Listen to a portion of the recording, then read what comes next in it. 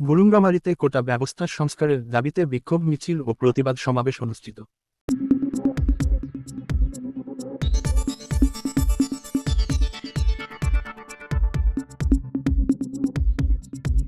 কুড়িগ্রামের বুরুঙ্গামারীতে ঢাকা বিশ্ববিদ্যালয় সহ সারা দেশের বিভিন্ন বিশ্ববিদ্যালয় ও শিক্ষা প্রতিষ্ঠানে চলমান বৈষম্য বিরোধী ছাত্র আন্দোলনে হামলার প্রতিবাদে ও সরকারি চাকরিতে কোটা ব্যবস্থা সংস্কারের দাবিতে বিক্ষোভ মিছিল ও প্রতিবাদ সমাবেশ অনুষ্ঠিত হয়েছে।